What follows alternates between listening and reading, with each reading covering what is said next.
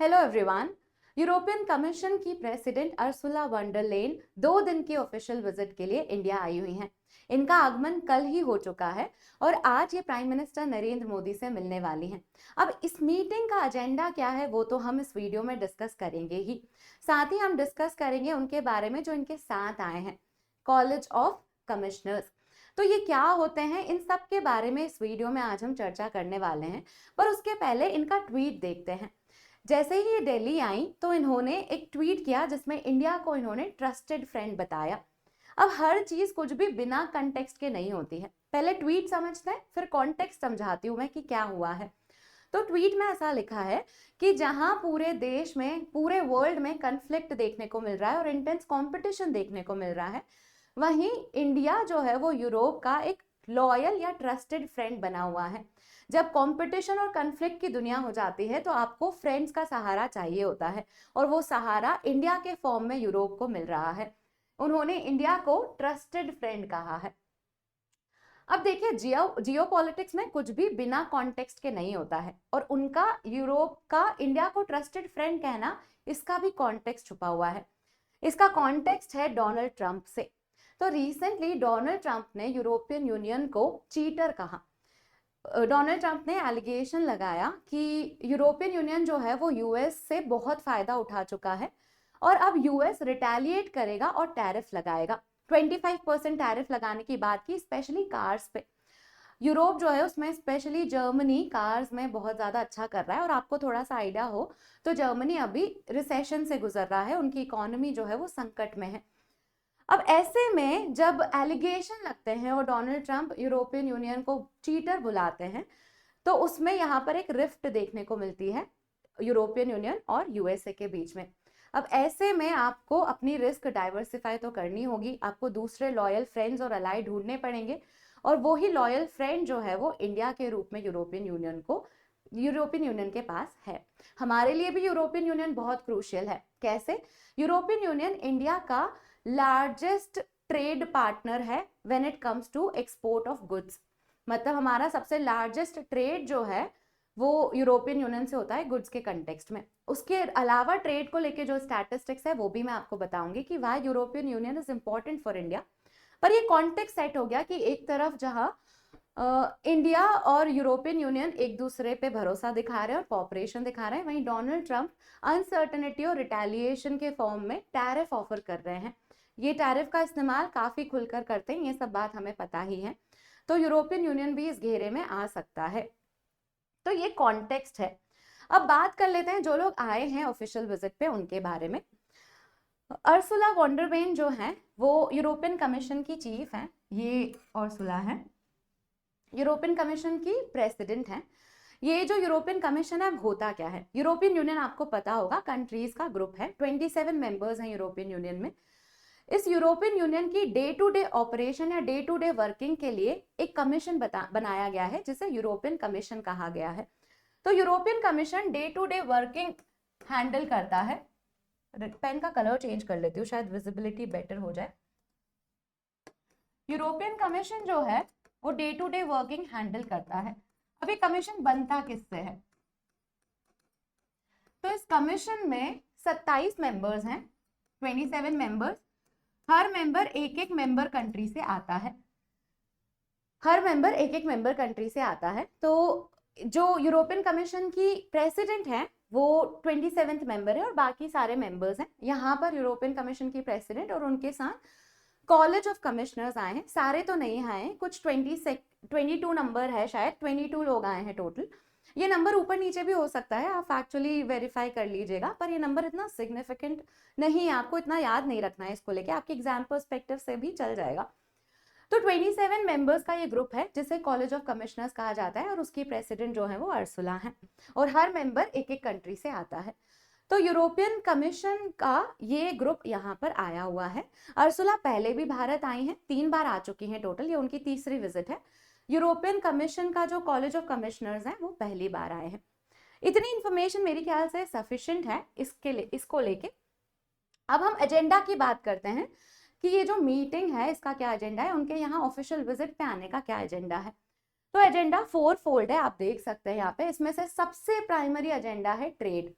जहां पे पूरा वर्ल्ड टैरिफ से डरा हुआ है, क्योंकि हर किसी पे टैरिफ इम्पोज करने के चांसेस बराबर ही हैं, वहीं पर ही ट्रेड जो है उसमें सर्टेनिटी आप ढूंढते हैं, और ये सर्टेनिटी के लिए आप अपने पार्टनर्स, अपने फ्रेंड्स पर रिलाई करेंगे। तो यहाँ पर मेन एजेंडा है कि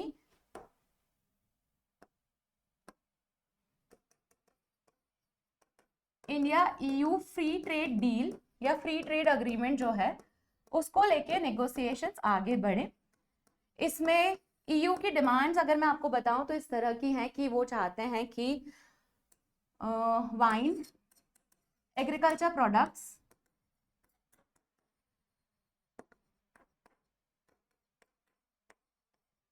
और कार पे टैरिफ इंडिया कम कर दे, ये यूरोपियन यूनियन की डिमांड है।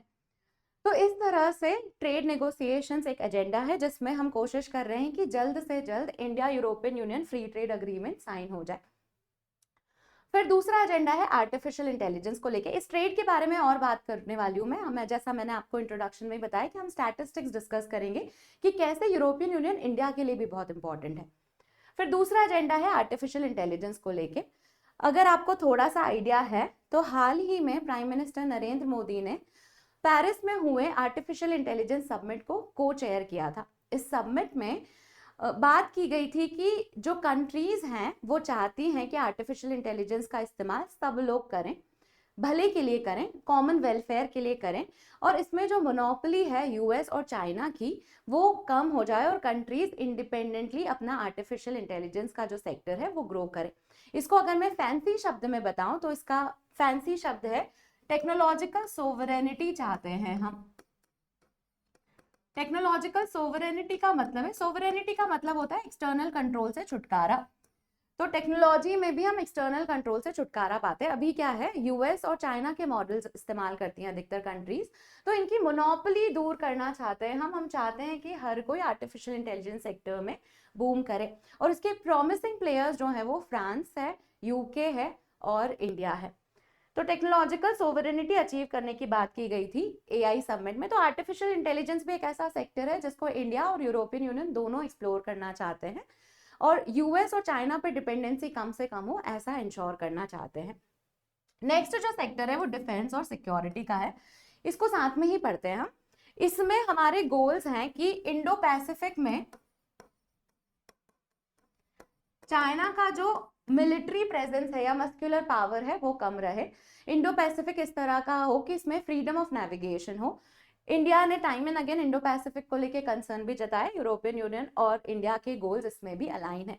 तो ये 4 मेजर सेक्टर्स हैं जिनमें हम कॉपरेशन चाहते हैं। इसके अलावा डिजिटल टेक्नोलॉजी के एडवांसमेंट्स भी हम डिस्कस करते हैं।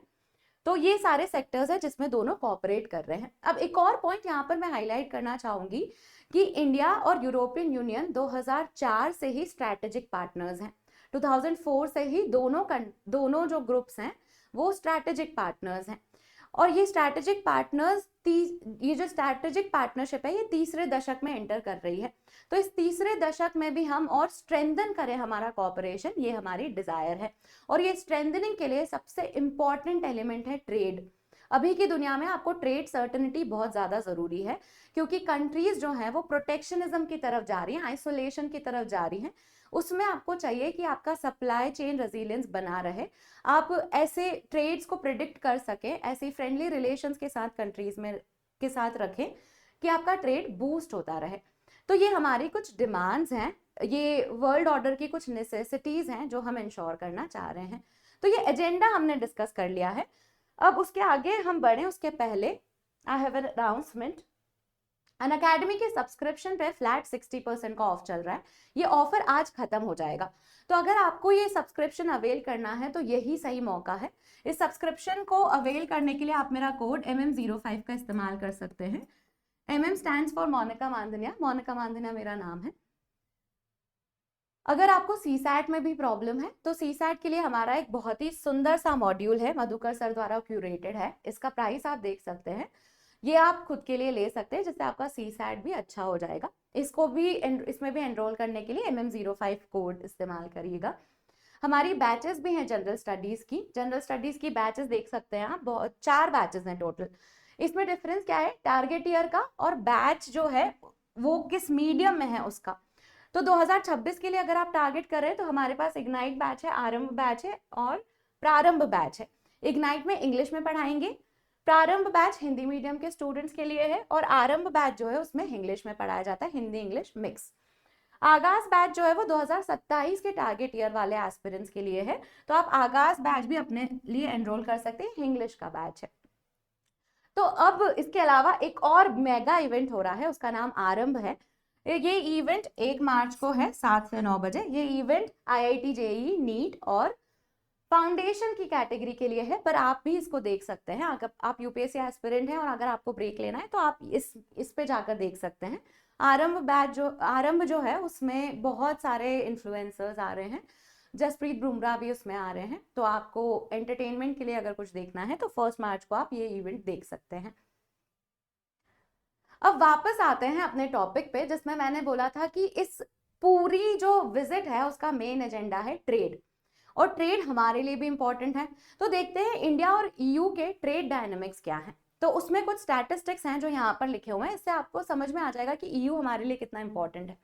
यूरोपियन यूनियन इंडिया का लार्जेस्ट ट्रेडिंग पार्टनर है।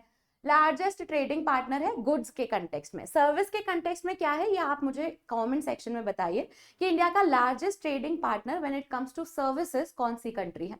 गुड्स के कंटेक्स्ट में यूरोपियन यूनियन है। जैसा कि मैंने बताया आपको पहले कि हमारा यूरोपियन यूनियन के साथ जो कॉपरेशन है वो तीसरे दशक का चल रहा है। तो पिछले दशक में हमने 90% ट्रेड इंक्रीज किया है, तो ये भी सिग्निफिकेंट बूस्ट है। देखिए हम कितने करीब आ गए हैं as two major powerful countries. Country तो नहीं बोलना चाहिए यूरोपियन यूनियन को, पर आप कॉन्टेक्स्ट से समझ सकते हैं कि मेरा भाव क्या है। तो हम काफी क्लोज आ गए हैं और हमने ट्रेड भी बूस्ट किया है, हमारे बायलैटरल रिलेशंस जो है वो बूस्ट हुए हैं। अब इंडिया जो है वो EU जो है वो सेकेंड लार्जेस्ट डेस्टिनेशन है इंडिया के एक्सपोर्ट्स के लिए।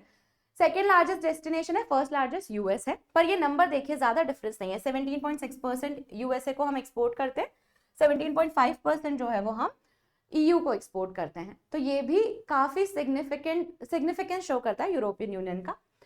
हमारे यहाँ पर FDI इन्वेस्टमेंट में 16.6% इन्वेस्टमेंट यूरोपियन यूनियन से आता है, which is also very significant.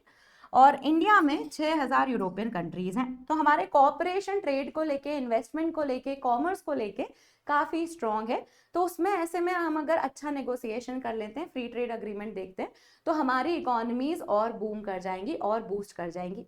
Basically कोशिश ये की जा रही है कि US, चाइना, रशिया से डिपेंडेंसीज कम हो जाएं और आपस में ही कॉपरेशन बना रहे। ट्रेड जो है उससे रिलेटेड स्टैटिस्टिक्स मैंने आपको बताए हैं। आप कमेंट सेक्शन में मुझे बताएंगे कि सर्विसेज के कंटेक्स्ट में इंडिया का लार्जेस्ट ट्रेडिंग पार्टनर कौन है। तो ये आप मुझे कमेंट सेक्शन में जरूर बताइएगा।